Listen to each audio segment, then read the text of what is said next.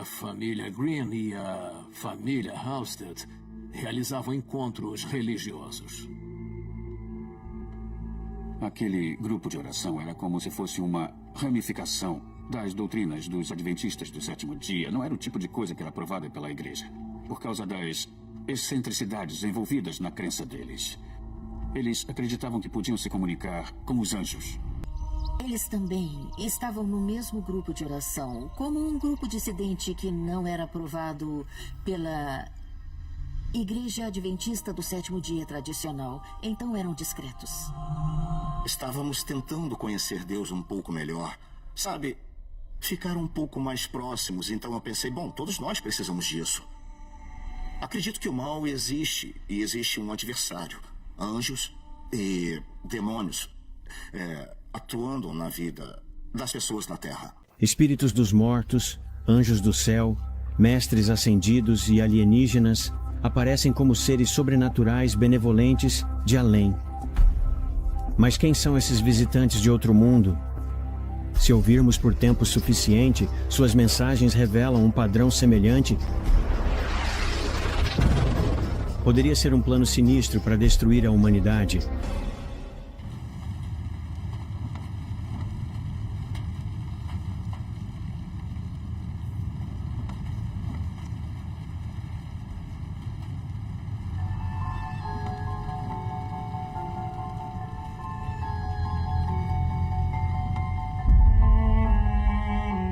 Como adulto, eu não consigo imaginar nenhum motivo plausível para uma coisa dessas acontecer. Ele achava que podia ver quando as pessoas estavam possuídas por demônios. Esse provavelmente foi o caso mais estranho que eu já investiguei. Isso está fugindo ao controle. Eu falei, ai meu Deus, não pode ser.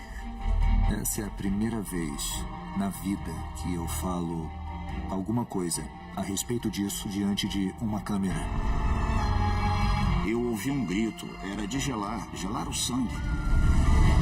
Foi quando ele morreu.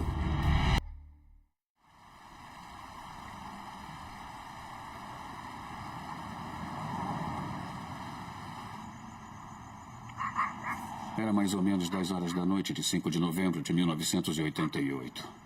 A polícia havia recebido um chamado sobre um tiroteio ocorrido em Grants Pass.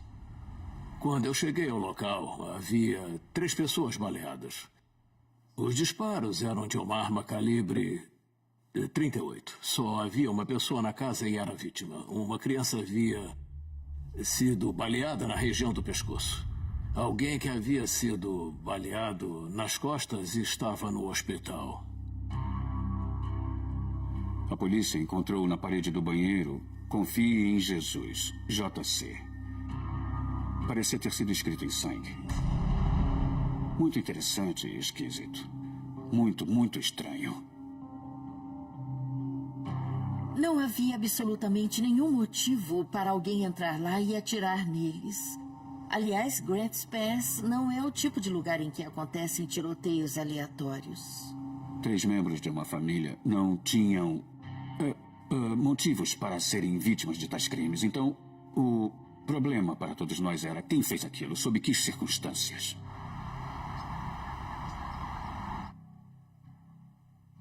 Eu quero ter certeza absoluta de que eu estou te dando os fatos como eu me lembro e a verdade do que eu me recordo. Ao mesmo tempo, alguns fatos são muito emocionantes para mim. Eu estou tentando me lembrar de cada detalhe. Eu agradeço. E eu... Bom, você sabe... É difícil relembrar. O senhor poderia falar sobre isso? Minha mãe, Sharon Halstead, meu irmão Leo, minha tia Débora. Ela era a mais nova dos irmãos. Tio Mike, meu tio favorito. Meu pai era colecionador de armas. Ele já tinha mais de 300 armas. Eu ia a exposições de armas quando era criança. E só uma arma era mantida carregada em casa. Todas as armas ficavam em casa e eu cresci com elas. A munição para elas ficava trancada e ninguém mexia. Tínhamos nossas armas de brinquedo. Sabíamos o que armas de verdade podiam fazer. Meu pai teve vários empregos diferentes. Ele trabalhou na penitenciária estadual do Oregon. no muro. Mas eu acho que ele foi demitido ou o fizeram se demitir porque ele queria usar a sua própria munição em vez da munição fornecida. Tex Shively aparentemente não era flor que se cheirasse. Eles acabaram se divorciando. E então a Sharon se mudou para Grants Pass.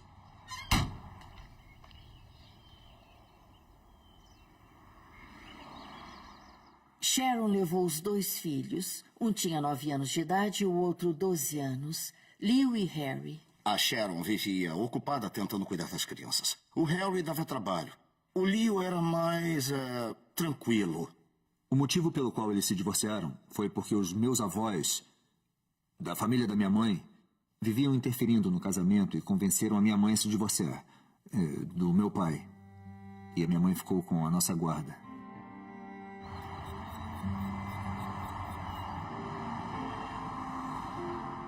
Nós nos mudamos para Huaí. Quartos grandes, casa espaçosa, um quintal, uma cerejeira, uma boa vizinhança. Meus avós não eram avós normais, eles eram muito rígidos. O vovô era bastante abusivo com a gente, ele batia na gente. Eu fico muito apreensivo para falar sobre as coisas que eu ouvi da criação da minha mãe, que ela era molestada ou que ela era muito maltratada pelo meu avô. É muito doido, porque eu lembro que, às vezes, o meu avô chamava ela de baleia da terra. Ele fazia comentários sobre o peso dela. Mas ela era uma mãe muito dedicada, muito rigorosa, muito rigorosa. Mas ela tratava o Leo como um bebê, ela mimava o Leo. Muito raramente eu via o Leo sendo punido. Então, a minha tia passou a me mimar para equilibrar o que acontecia com o meu irmão. Minha tia era a minha favorita. A gente brincava que ela era a minha segunda mãe. Deborah Halstead havia recentemente se mudado de Los Angeles para Grants Pass. Ela tinha um namorado casado. O namorado não queria nada com ela. Ela ficava muito chateada com isso e decidiu voltar para Grants Pass e morar com a irmã. Os meus avós a convenceram a se mudar para Oregon e ela dizia que foi o maior arrependimento da vida dela. As pessoas comentavam que Deborah era uma pessoa diferente a respeito das coisas em que ela acreditava e nas coisas que ela fazia. Deborah e Sharon foram criadas na Igreja Adventista do Sétimo Dia.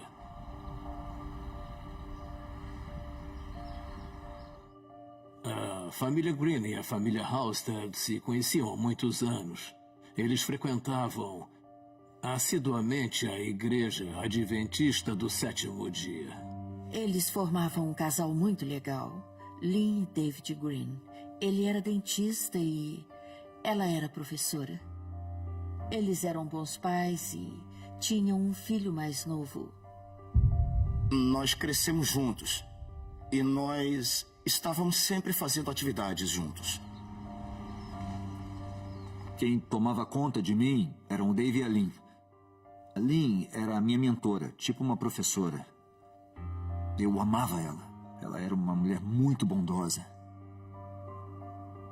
A Lynn costumava me ajudar com matemática. Eu era péssimo em matemática. Os Halstead, eles eram uma família altruísta. Eles eram amáveis, na maioria das vezes. Eles também estavam no mesmo grupo de oração, como um grupo dissidente que não era aprovado pela Igreja Adventista do Sétimo Dia tradicional, então eram discretos. Estávamos tentando conhecer Deus um pouco melhor. Sabe, ficar um pouco mais próximos, então eu pensei, bom, todos nós precisamos disso.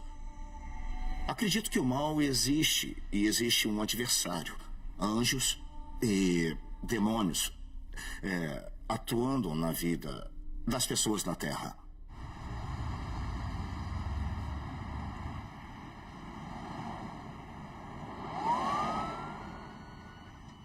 Primeiro ouvi alguma coisa na frequência da polícia pouco depois das 10 daquela noite sobre uma cena do crime.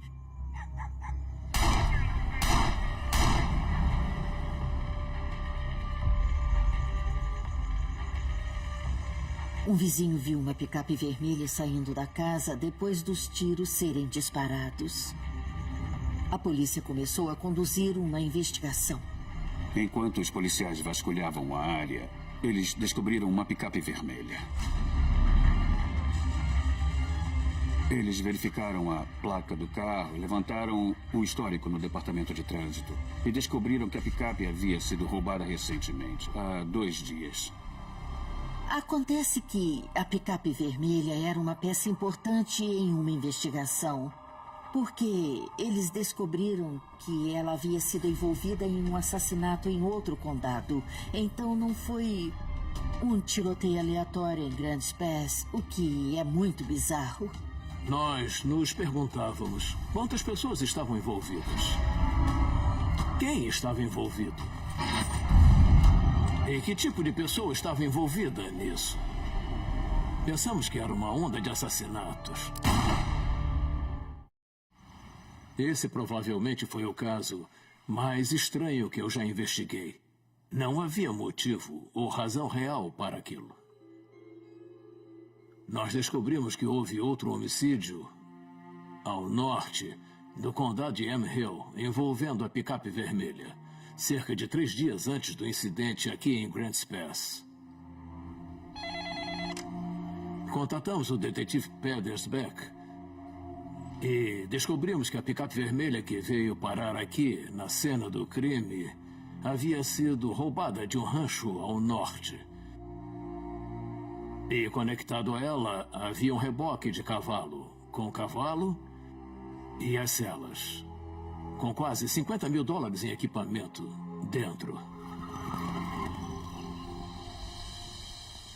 O detetive Pedersbeck me informou que Marston Lemick havia sido baleado e morto no rancho dele. Ele tomava conta do rancho e morava em um pequeno trailer. Ele foi achado morto dentro do trailer. Ele estava de bruços. Havia sido baleado aparentemente 3 vezes. Um tiro no flanco, um nas costas e um no pescoço. E uma cápsula calibre 38 havia sido achada em um dos pires no trailer. Acontece que na investigação da cena do crime, Michael Halstead foi a pessoa que descobriu o corpo do Sr. Lank no rancho. Michael Halstead é irmão de Sharon e Deborah Halstead. Michael morava em um rancho de cavalos em um apartamento. Ele foi para casa e descobriu que ela havia sido invadida. Parecia que tinha sido saqueada. Além de terem sido levados objetos, e escreveram na parede: "Você está morto, JC." JC, uma referência a Jesus Cristo. Ninguém sabia na época. Michael disse que assim que viu que a residência dele havia sido invadida, destruída, ele procurou o Sr. Lank e encontrou o corpo dele. O Sr. Lank não tinha inimigos, pelo que se saiba. Uma das teorias da polícia era que ele poderia ter interrompido aquele roubo, ou talvez soubesse a identidade dos ladrões e foi morto, como queima de arquivo. Parece que a principal vítima era Mike Halstead. Mike tinha todos os motivos para ficar com medo. Ele morava em um local afastado, em um rancho de cavalos, entende? Quando esse tipo de coisa acontece, é assustador. Michael, na época, não fazia a menor ideia de quem poderia ter feito aquilo. A delegacia do condado de Yamhill foi em busca de suspeitos, e um deles era um homem chamado Tex Shively. Ele foi casado com a irmã do Mike e o casamento foi muito conturbado. Mike ajudou a irmã a terminar o casamento. Tex Shively morava na mesma área onde Marston Lank foi morto. E a residência de Michael Halstead foi invadida. E, é claro, desconfiados, os investigadores precisavam estudar qualquer um que pudesse estar envolvido.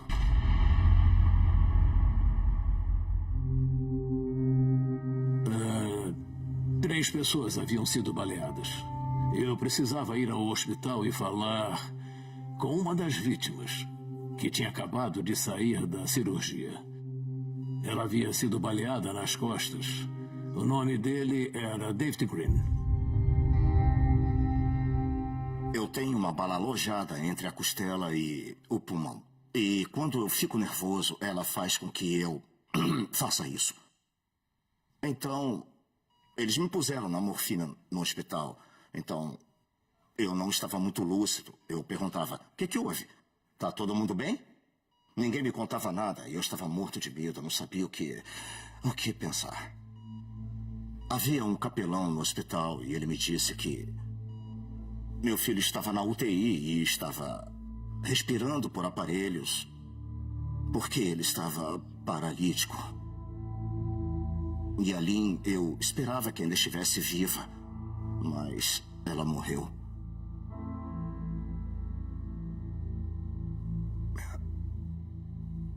Eu fiquei chocado. Eu nem conseguia chorar.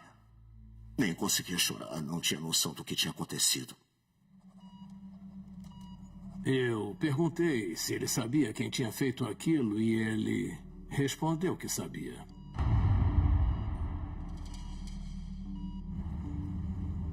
Assim que terminei de interrogar Dave Green, fui até o local onde o suspeito morava. Uma picape que havia sido roubada no norte estava lá na residência. Nós aguardamos ali, queríamos que uma equipe da SWAT entrasse. Eu sempre ouvia a frequência da polícia, então eu sabia que estava acontecendo alguma coisa. Eu fiquei espiando, observando como a polícia conduzia a investigação. A polícia precisava de um mandado.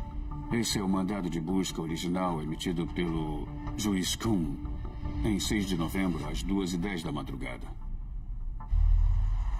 Chamamos uma equipe da SWAT para que eles retirassem os vizinhos e para se prepararem para retirar as pessoas da casa. Nós tínhamos certeza de que as pessoas na residência já haviam cometido um assassinato no norte e haviam acabado de cometer um assassinato ali. A gente imaginou que talvez eles tinham um grupo de pessoas cometendo crimes. Não sabíamos quem estava dentro da casa, então tivemos que tomar todo o cuidado e garantir que ninguém mais sairia ferido.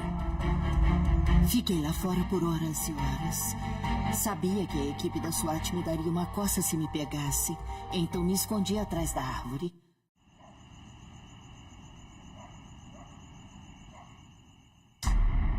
Isso ter acontecido em Grants Pass foi muito trágico. É algo impensável.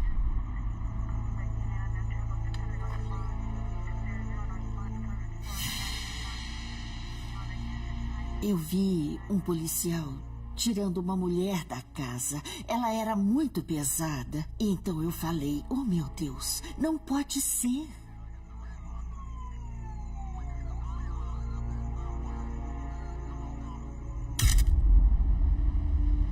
Eram as irmãs Halstead. Eu peguei a minha câmera e tirei uma foto delas sendo levadas até o carro da polícia. Foi muito estranho ver aquelas mulheres sendo presas por assassinato. Elas pareciam donas de casa ou trabalhadoras normais. Essas pessoas não tinham antecedentes criminais. Nós tínhamos 2 crianças de 9 e 12 anos de idade também envolvidas nisso. Eu lembro de ter sido acordado. Lembro que a polícia havia cercado o local. Para uma criança de 12 anos, isso não era uma coisa boa. Desculpa, eu fico emocionado. Assim que as irmãs foram colocadas sob custódia, mais ou menos 7 ou 8 horas depois do tiroteio, o tiroteio em si foi quando a investigação teve início. Levei a Sharon e li os direitos dela, e naquele momento ela preferiu não falar nada comigo. Também levei sob custódia Deborah Halstead. Li os direitos dela e ela não quis falar comigo também. Nós Tínhamos certeza de que havíamos prendido as pessoas envolvidas no assassinato, só que quando nós chegamos à parte do motivo, isso se tornou um grande problema para nós. Nós teríamos que começar a investigar a fundo devido ao fato de que as irmãs não falaram nada.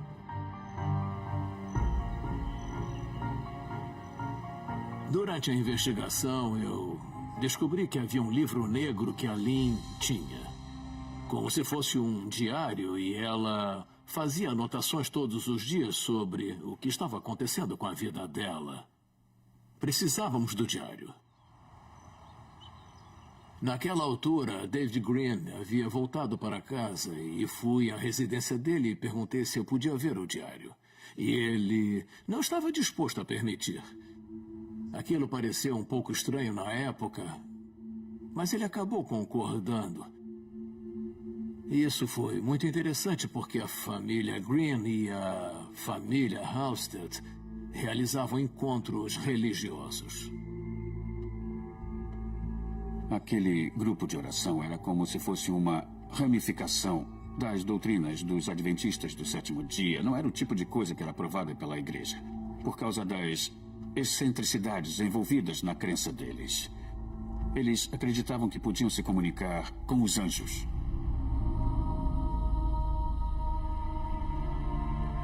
Nós estávamos tentando falar com Deus. Achávamos que estávamos ouvindo Deus na época. Então... era...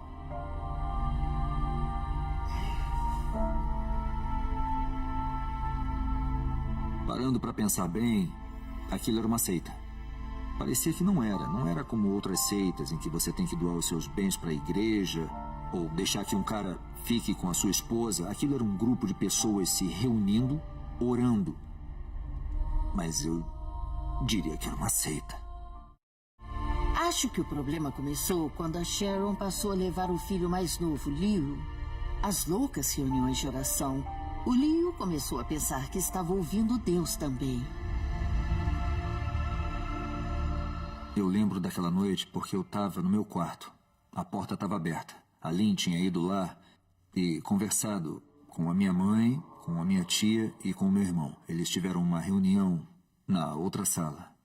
A Lynn disse que o Leo podia ver e ouvir anjos. A minha mãe se deixou levar ouvindo o que ele dizia. E ele era muito detalhista na visão do anjo. Tem um anjo ali, tem um demônio aqui. Na maioria das vezes ele respondia perguntas tipo sim ou não. E ficava em aberto para minha mãe e para minha tia interpretarem como elas queriam interpretar. E elas perguntavam e perguntavam e perguntavam e perguntavam sem parar, a ponto de terem que suborná-lo com dinheiro. Ainda lembro da garrafa de suco de maçã. Toda vez que ele respondia uma pergunta, elas colocavam uma moeda para ele. O anjo do Leo tinha o nome de A Verdade Nua e Crua. Esse anjo dizia para ele todos os tipos de coisas a serem feitas. Elas estavam se preparando para a batalha final entre o bem e o mal. As pessoas poderiam ser obras de Satanás agindo de uma forma oculta. Minha tia adotou o termo possuído. Ou seja, alguém estava totalmente controlado. Estava morto, um arremedo de pessoa. E agora havia um demônio no controle. Sharon e Deborah estavam sob o controle do Leo porque achavam que se não fizesse o que ele dizia, também seriam possuídas. De agosto de 88 até 5 de novembro do mesmo ano, os Halstead cometeram vários pequenos roubos. Achamos que chegou a um total de $50 mil, incluindo 2 motocicletas. Leo justificou que as empresas estavam possuídas por demônios. Assim que o Leo se deu conta de que podia manipular a situação, ele fazia o que bem entendia. Creio que durante a minha investigação, o Harry teve alguma influência no depoimento do Leo fazendo dizer determinadas coisas. Eles roubaram uma motocicleta que eles gostavam, que eles andavam. E eu acredito que o Harry influenciou o Leo em algumas coisas a respeito do que ele devia dizer. Começamos a discordar de algumas coisas. Algumas coisas eram bem absurdas. Eles estavam tentando se desculpar por pegar coisas, roubar coisas. Eu pensei, essa não. Então, eu discordava disso. Até que, fisicamente, disse, não, Aliás, eu não concordo com isso, é burrice. Então, a partir desse ponto, houve uma divisão. Eu não ia mais tanto à casa da Lynn. Não havia indícios de que outros membros do grupo de oração tinham essa mesma visão radical. Parecia estar limitado somente à família Halstead. Eu quero falar dos últimos 6 meses. Nos últimos 6 meses, a coisa fugiu ao controle.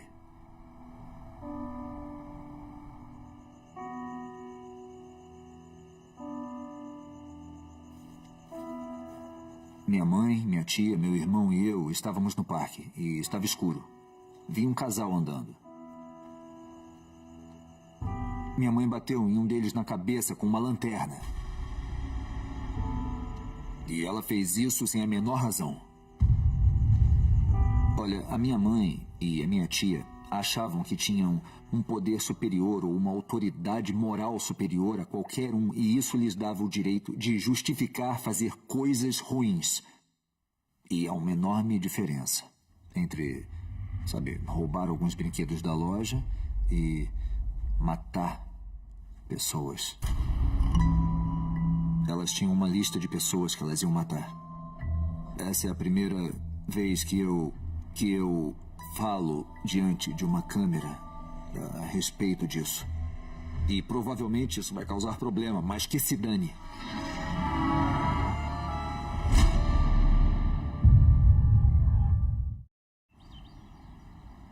Quando você examina o caso e pensa, 2 adultas obedecendo uma criança e uma criança recebendo mensagens de um anjo, dizendo para elas matarem pessoas e dizendo para matar o irmão? Elas tinham uma lista de pessoas que iam matar. O meu tio Mike era uma delas.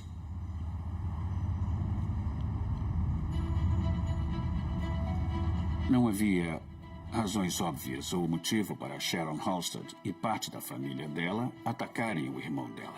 Não houve nenhuma desavença, não conseguimos determinar nenhuma tensão por parte deles. Então, Michael Halstead agora era do mal. Estava possuído por espíritos malignos, estava endemoniado e tinha que ser morto. Meu tio Mike era um cara trabalhador. Ele era um bom tio. Eu gostava dele, eu amava. E não queria ter nada a ver com prejudicar ele. A caminho de lá para atirar no irmão delas, elas pararam na casa do ex-marido Tex. Minha mãe disse pra gente visitar o papai e pegar uma arma. Enquanto a minha mãe e minha tia esperavam na rua...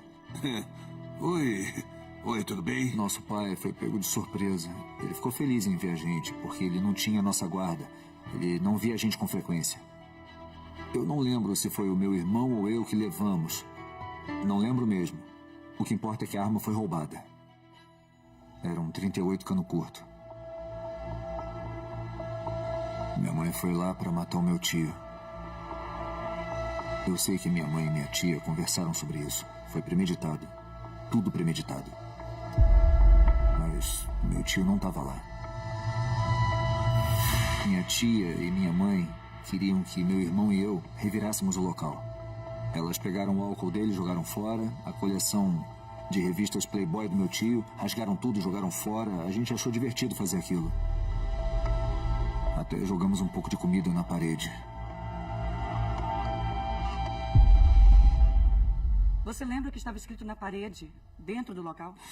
Eu não me lembro. Eu gostaria muito de ver essas fotos, porque eu não me lembro. Eu vou lhe mostrar. Eu gostaria muito de ver... Tudo bem. Essas fotos. Qualquer foto, eu aguento. Parece que está escrito você está morto. E parece que aqui tem algum nome. Essas coisas foram escritas por ordens da minha mãe e da minha tia. E eu fico constrangido. Eu odeio dizer, mas grande parte fui eu que escrevi. Eu escrevi porque elas mandaram escrever aquilo na parede. Débora e Leo saíram para pegar gasolina para o carro para saírem de lá. Então, o Harry e a Sharon Halstead acabaram confrontando Marston Lank e houve uma discussão a respeito de matá-lo porque ele era uma testemunha do crime deles. Ele era amigo do meu tio Mike e ele era um cara ranzinza e mal encarado. Mas boa pessoa. Nunca fez nada de errado, era trabalhador. Naquele momento eu pensei, talvez no meio da empolgação, eu não ponderei. Eu não pensei a respeito das consequências. Minha mãe bateu na porta. Eu não lembro exatamente o que ela perguntou a ele. Eu acho que ela perguntou sobre o Mike, sei lá. E aí ela atirou. Ele perguntou, você atirou? Por que atirou em mim? E aí ela atirou nele várias vezes.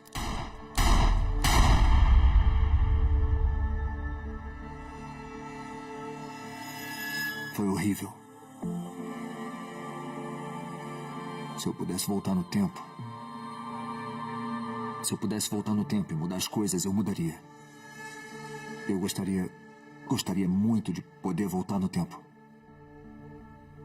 Depois que a Sharon matou o Lank, eles se encontraram com a Débora e o Leo. Eles roubaram a picape no condado de Yamhill e vieram até aqui, dirigindo a picape roubada até Grants Pass. No percurso entre o condado de Yamhill e Grants Pass, Leo chegou à conclusão de que os Greens estavam possuídos também.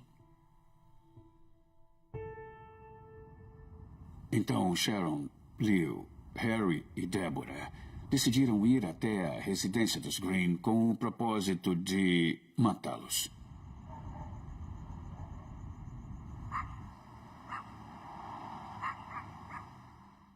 Tente contar em detalhes tudo o que aconteceu. É muito difícil. Muito.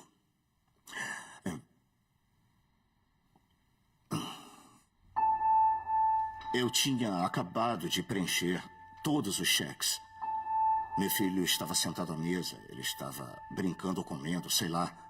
Lynn estava na cozinha, arrumando a cozinha. E aí eles tocaram a campainha. Era 5 de novembro. Era meu aniversário. Então, eles foram lá e, acredito eu, fingindo dar os parabéns, eu não sei. Nós os deixamos entrar e eles estavam meio, não sei, estranhos e andando bem devagar e as crianças estavam desconfiadas. Eu não entendi o que estava acontecendo. Lembro que minha mãe, minha tia, meu irmão e eu fomos ao banheiro.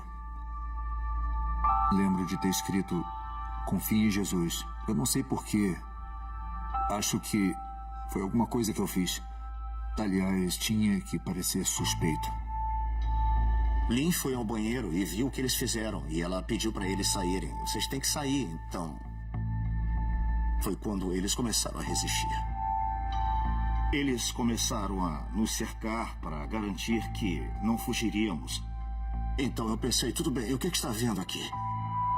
Minha cabeça estava 1000 por hora. Eu não sabia o que pensar. Débora foi lá e pegou o telefone. O telefone sem fio. Eu não tinha como ligar. Então foi aí que eu achei que estava em perigo.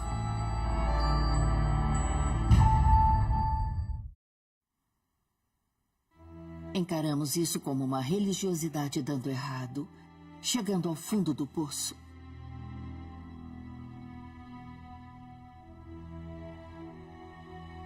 Sharon enfiou a mão na bolsa e puxou uma arma. Harry, aparentemente, estava dançando quando a Sharon sacou a arma. Então, Harry indicou para os dois que ela não estava brincando. Não é uma brincadeira. Está carregada. Isso não é verdade. É mentira. Eu estava na porta. Eu queria sair. Eu não queria fazer parte daquilo. Eu protestei. Eu falei, eu não acho isso certo. Eu falei, eu não quero fazer isso. O meu primeiro pensamento foi, eu preciso sair daqui da casa. Porque se eu não sobreviver, ninguém vai descobrir quem fez isso. Eu fui então até a porta de correr de vidro, fiz uma rápida oração, destranquei e comecei a correr. Minha mãe estava na sala de estar. Ela levantou a arma e disparou contra o Dave. Foi tudo muito rápido e eu achei que caí. O tiro me derrubou. Parecia um ferro quente me atravessando. Eu estava sangrando muito e doía. Mas eu estava tão cheio de adrenalina que tudo que eu podia fazer era correr até o vizinho. E aí, ela atirou no filho do Dave. E a minha mãe não tinha emoção nenhuma. Foi como se ela tivesse treinado a vida inteira para aquilo. Ela não hesitou. Minha tia, ela estava lá. Ela podia ter impedido aquilo. E ela podia ter impedido a minha mãe de atirar, mas ela fez parte daquilo. Aí ela apontou a arma para Lynn. E eu lembro da Lynn com as mãos dela para frente. Ela estava com a cabeça baixa. Ela atacou a minha mãe. Aquela mulher lutou. Ela lutou para defender o filho. Ela lutou para se defender. Mas a minha tia e a minha mãe, com o tamanho dela, dominaram a Lynn. Minha mãe atirou na cabeça dela. Eu ouvi os disparos. Eu ouvi o grito. Era de gelar o sangue. Foi quando ele morreu. Podem me censurar por fugir, não proteger a minha família, tudo bem. Mas eu não sabia o que eles estavam planejando fazer. Eu não fazia ideia que eles iam executá-lo.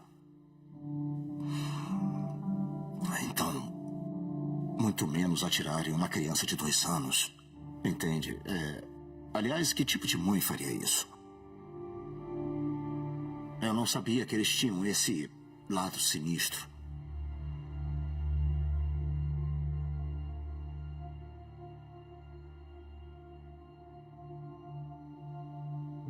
Seu filho ficar paralítico, isso é muito difícil.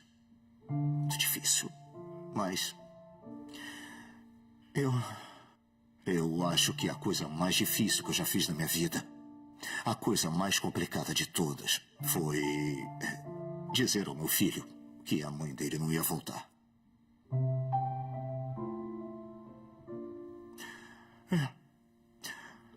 Sabe, ele era pequeno, ele não entendia. Mas foi a mais difícil. Então, enfim. Você pode ver que eles eram um casal maravilhoso. Ela era uma mulher muito bonita. Eles eram pessoas muito, muito positivas e felizes.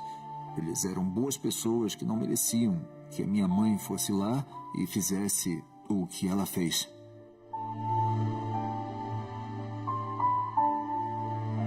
Sharon Halstead showed no emotion as the victim's mother and husband testified against her in court today, and she refused to look as the prosecution played a 10-minute videotape of the crime scene. Sharon Halstead se declarou culpada pela morte de Lynn Green e se declarou culpada pela morte do Sr. Lenk também. Ela foi condenada a 75 anos de prisão, ou seja, praticamente o resto da vida. Deborah se declarou culpada por coautoria de assassinato e foi condenada de 2 a 20 anos, mas ganhou direito a condicional após 40 meses. Ambos os filhos, de 9 e 12 anos, na época, foram colocados sob custódia do Conselho Tutelar. Eu ainda olho para trás e me pergunto como pude me envolver nisso. Eu fui forçado a isso como criança. Não foi uma coisa que eu quis participar por vontade própria. O Leo foi preso várias vezes em seus 20 anos por roubo à mão armada. A respeito do seu irmão, sei que ele planejava estar aqui hoje. O senhor poderia esclarecer? Se o Leo não estivesse na prisão de Clackamas, ele estaria aqui falando com você. Com certeza.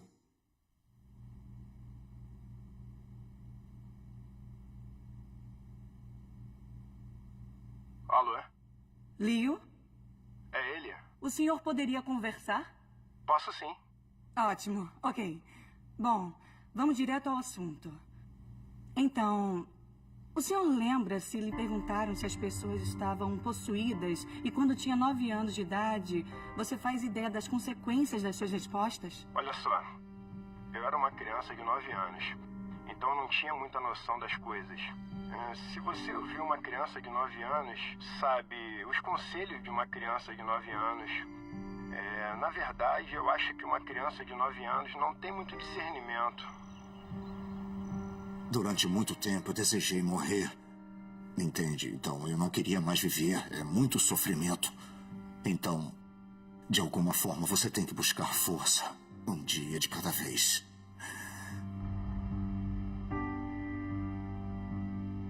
Eu acho que eu estou vivo para cuidar do meu filho.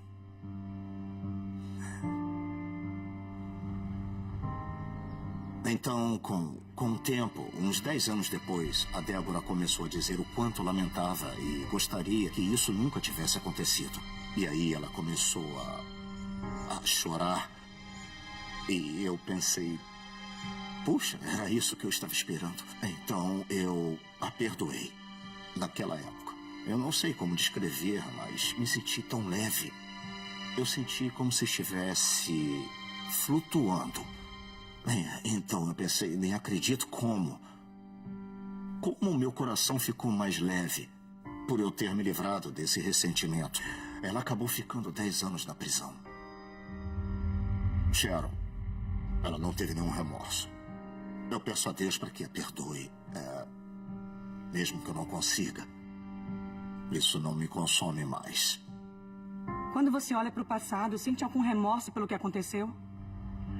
Olha só, eu acho que eu não tenho muito, quer dizer... Na verdade, eu tenho empatia pelas vítimas. Mas realmente, eu não vejo motivo para ter nenhum remorso. Porque eu não fiz nada. A Bíblia se oferece como a única proteção contra a enganação. Se eles não falam de acordo com esta palavra, é porque não há luz neles. Os anjos de Deus nunca contradizerão os ensinamentos da Bíblia. Embora os membros da Bíblia fossem sinceros cristãos adventistas do sétimo dia, as experiências sensoriais poderosas e, eventualmente, os anjos os levaram a acreditar em coisas que não eram bíblicas. Por exemplo, documentos mostram que o grupo falou com supostos arcanjos, Uriel, Miguel e outros. Mas a Bíblia cristã nomeia apenas um arcanjo. O nome dele é Miguel. As referências a Miguel nos livros de Daniel, Apocalipse e Judas implicam fortemente que esse ser não é outro senão Jesus Cristo. Como a Bíblia descreve Deus como infinito e inescrutável, ele só pode ser conhecido se se revelar. Assim como Jesus é uma revelação de Deus para o homem, Miguel deve ser uma revelação para os anjos. Além de Miguel e Gabriel, a Bíblia não nomeia anjos individuais. Sem dúvida, seu poder e beleza poderiam ser adorados, e foi exatamente isso que aconteceu neste grupo de estudo da Bíblia. Eles não tinham feito nada de errado antes. Mas uma vez que eles se envolveram nesse tipo de ministério de citações, começaram a ouvir coisas, e eu acredito que eram vozes reais falando com eles.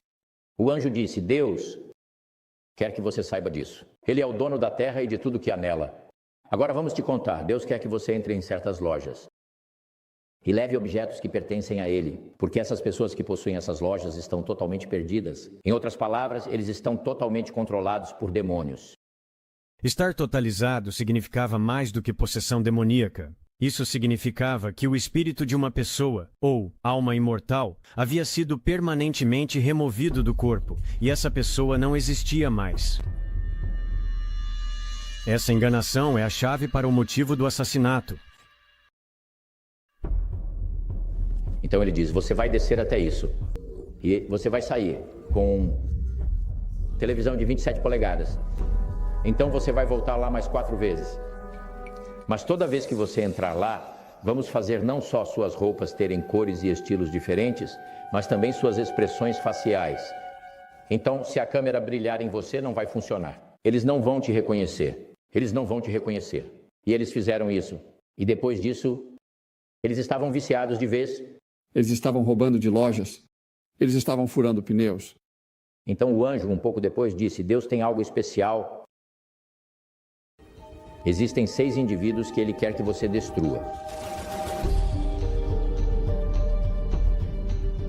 Quando Sharon e Débora hesitaram, o anjo da verdade nua lhes disse que elas também seriam destruídas se não obedecessem. A enganação e o medo os levaram a uma escolha impensável.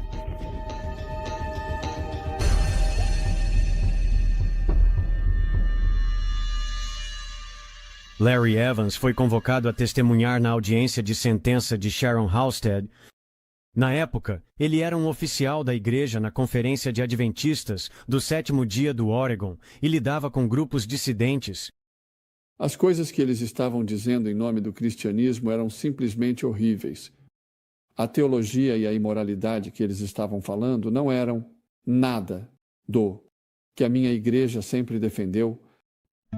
Mateus 10 fala sobre não se preocupar com o que você diria quando fosse levado a julgamento ou a essas circunstâncias. Foi uma experiência estranha porque as palavras fluíam muito facilmente. E para mim, ao olhar para trás, isso foi uma indicação de que eu tinha a ajuda de Deus. Agora eu entendi por que eu estava ali.